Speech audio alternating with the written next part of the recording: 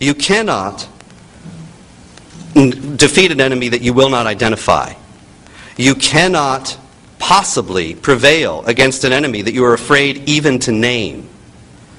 And yet, even though, after the London bombings of a few weeks ago, even though every group that claimed credit identified the bombers as mujahideen, as warriors of jihad, and stated that what they were doing was acting in accordance with traditional Islamic principles that were derived from core elements of the religion, even though that is so, Tony Blair and Prince Charles and many commentators in the United Kingdom rushed to say this has nothing to do with Islam, and that you cannot speak of Islamic and terrorism in the same sentence, that any connection between Islam and terrorism comes from people who have hijacked the religion and twisted it to serve their own ends. Now, this is all very well, and obviously there are many people who want to make a case for that. But at the same time, the bombers themselves are not alone, the London bombers are not alone in drawing on traditional Islamic concepts and traditional elements of Islam, including copious quotations from the Quran, the holy book of Islam. They are not alone among terrorists today in identifying their cause so thoroughly with Islam and explaining it in terms of Islamic principles. Now, if they will tell you that what they are doing is acting in the name of Islam and fighting a jihad, that doesn't make every Muslim a terrorist. That doesn't mean that every Muslim in the world wants to kill us. That doesn't mean that this is a good and evil black hat and white hat confrontation between two civilizations. But it does mean that if we are going to understand the enemy in the war on terror and defeat him, then we must know why he is fighting and what he wants. And to this, the enemy himself constantly takes us back to Islamic sources. For example, in the Quran it says, "Fight against those who believe not in Allah nor in the last day, nor hold forbidden what has been forbidden by Allah and His Messenger, Muhammad, even if they are of the people of the book." The people of the book are how the Quran refers to Jews and Christians. So that verse is saying that it is part of the responsibility of the Muslim to wage war against Jews and Christians. And this is what the terrorists are picking up on. Now you may say, obviously, however, they are cherry-picking verses and you're taking a verse out of context and using it to establish some point when you can do that out of anything. But the fact is that this is obviously not something I'm doing, but I'm reporting on how the jihad terrorists understand themselves. And this is not, unfortunately, a matter of a few isolated verses that say, to teach something, but it is a much deeper problem. Muhammad, the prophet of Islam, said in a well-attested tradition in Islam, in the Hadith, which are the traditions of the Prophet Muhammad, which are second only in authority to the Quran in traditional Islam, he said, "Fight in the name of Allah and in the way of Allah. Fight against those who disbelieve in Allah. Make a holy war. When you meet your enemies who are polytheists, invite them to 3 courses of action. If they respond to any one of these, accept it, and withhold yourself from doing them any harm. Invite them," this is the first, "to accept Islam. If they respond to you, stop fighting them. If they refuse to accept Islam, demand from them the jizya." Now, I've quoted to you chapter 9, verse 29 of the Quran a minute ago. I stopped in the middle. It says, "Fight even the people of the book until they pay the jizya with willing submission and feel themselves subdued." The jizya is a tax, a poll tax that was levied in traditional Islamic law on anybody who was not a Muslim. These taxes were so onerous at various times in Islamic history that people had to sell their children to pay them and resort to desperate measures of this kind.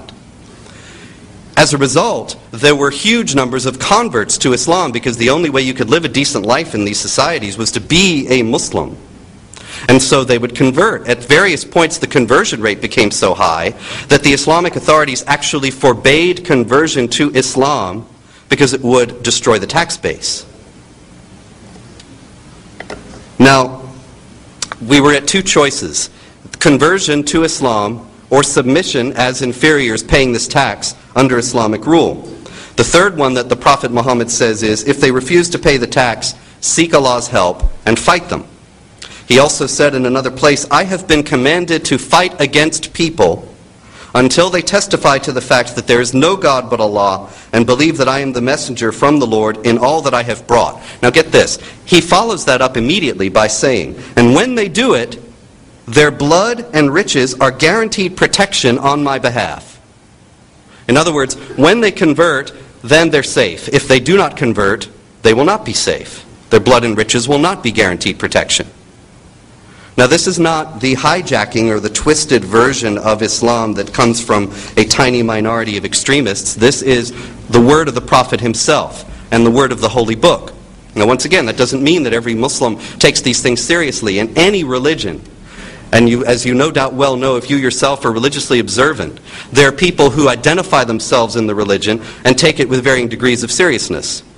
And there are tremendous differences in the levels of fervor that people have. But that doesn't change the fact that these are elements of Islam, so that when anybody starts to take the religion seriously, then they come back to these things. And these are the elements that end up again and again in the explanations by the terrorists themselves of what they are doing. And that is why they're all the more important. The idea that non-Muslims must be offered by Muslims either conversion or submission or warfare is not only found in the ancient texts.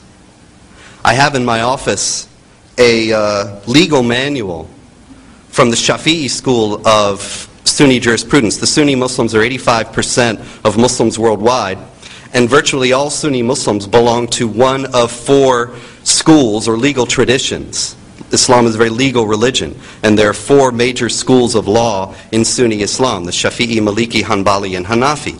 The Shafi'i school is centered in Egypt and is headquartered at Al-Azhar University in Cairo, which is one of the oldest institutes of higher learning in the world, and also is probably the most respected authority in Sunni Islam. The New York Times recently called it a beacon of moderation, trying to call Muslims back to the moderate ideals of their religion and to convince them that warfare in the name of Islam was not justified by Islamic texts. That's what the New York Times will tell you about Al-Azhar. But Al-Azhar endorsed as a reliable manual of Sunni orthodoxy this Shafi'i legal manual that was published in 1994. 1994 is not ancient history. 1994 is not really all that long ago.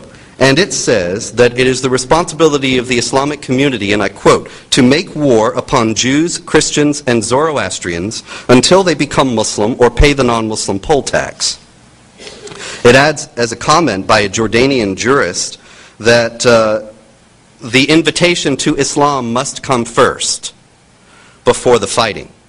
Now, that's very interesting, because if you read Osama bin Laden's communiques to the West, he's written three major ones, one in 1996 and one in 1998, and then one on November 24th, 2002. And in all of them, the first thing he does is call the American people to accept Islam. This is the first thing that he has to do according to the traditional categories of Islamic theology before he fights us. Then if we don't accept, then he fights.